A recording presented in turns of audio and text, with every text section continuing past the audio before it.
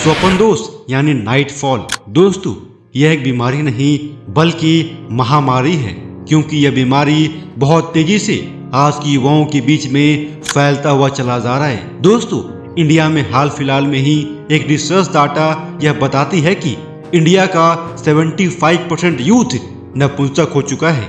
नपुंसक कहने का मतलब है कि इंडिया की 75% यूथ्स को हर महीने कम से कम 5 से 6 बार स्वप्न दोष होता है, यानी कि नाइट फॉल होता है।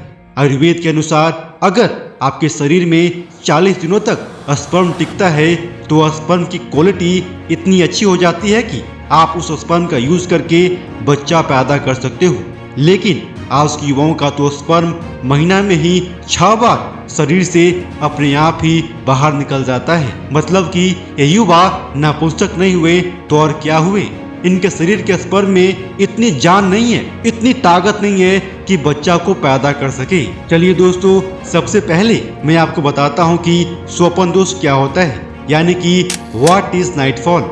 स्वप्न दोष आपके शरीर में होने वाली छोटी सी प्रक्रिया है। इसमें यह होता है कि आपके बिना चाहे ही अपने आप ही ऑटोमेटिक ही आपके शरीर से आपके पेनिस के माध्यम से आपके शरीर का स्पर्म बाहर निकल जाता है। मतलब कि आप नहीं चाहते हो कि आपके शरीर से स्पर्म निकले, लेकिन इसके बावजूद भी अलग अलग कारणों की वजह से आपके शरीर से स्पर्म बाहर निकल जाता है। जब आप रात को सोते हो या कभी दिन में भी सोते हो, तब नाइट फॉल होने की अलग अलग वजह होती है। स्पर्म तभी निकल सकती है जब आपके मस्तिष्क में सेक्सुअल थॉट्स आएंगे या आपके पेट में गैस बन जाए, तब भी जेनिटल ऑर्गन्स पे प्रेशर बनने की वजह से स्पर्म बाहर निकल जाता है। या आप कभी कभी जब बहुत ज्यादा थक जाते हो, तब भी थकान की वजह से आपके शरीर से स्पर्म बाहर निकल जाता है। अब मैं आपको बताता हूँ कि क्या नाइट फॉल एक डिजीज है, क्या एक बीमारी है, या सिर्फ एक नेचुरल फिनोमेना है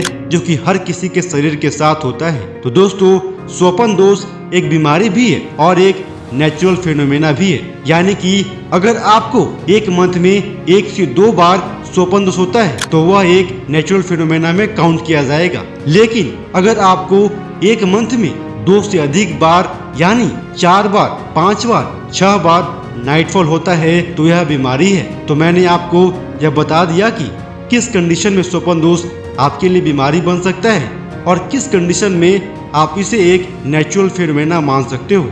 नाउ मैं आपको नाइट फॉल से होने वाले साइड इफेक्ट्स के बारे में बताता हूँ। स्वप्न दोष का सबसे बड़ा साइड इफेक्ट्स यह होता है कि आप फिजिकली वीक महसूस करते हो, साथ में आप मेंटली भी वीक बन जाते हो।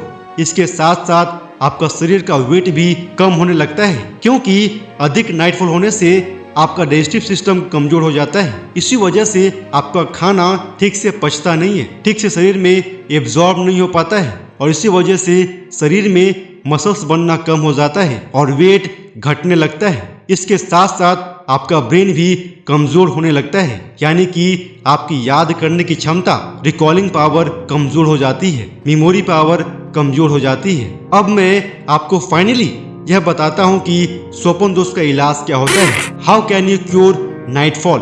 दोस्तों, स्वप्न दोष का एकमात्र इलाज यही है कि आप अपने स्पर्म की क्वालिटी को बढ़ाइए, यानी कि आपका स्पर्म पतला हो गया है, उस स्पर्म को गाढ़ा करना पड़ेगा। इस बात को आप इस तरह से समझिए कि जैसे कि आपने फ्लोर पर दूध को गिराया तो दूध अपने आप ही बहेगा, क्योंकि दूध पतला होता है। वहीं अगर आपने फ्लोर पर दही को गिराया तो दही एक जगह पर स्थिर हो जाएगा, फ्लो नहीं करेगा। ठीक यही डिफरेंस एक पतला स्पर्म और गाढ़ा स्पर्म के बीच होती है, यानी कि पतला स्पर्म अपने आप ही फ्लो करके शरीर से बाहर निकल जाता है, वहीं गाढ़ा स्पर्म आपके शरीर से बहुत जल्दी बाहर नहीं निकलता है। तो इस बीमारी का एक ही इलाज है कि आप अधिक से अधिक दिनों तक सीमेन रिटेंशन की फॉर्मूला को अपनाइए, यानी कि आपको लंबे टाइम तक ब्रह्मचर्य को फॉलो करना होगा।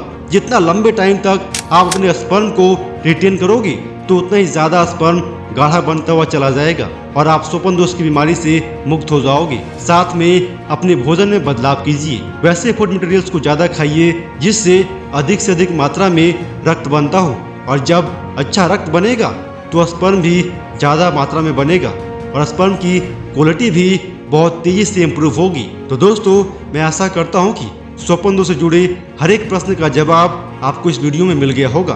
दोस्तों, इसी तरह की इन्फॉर्मेटिव वीडियोस के लिए और ब्रह्मचर्य मोटिवेशन के लिए इस चैनल को सब्सक्राइब करना ना भूलें। जय हिंद।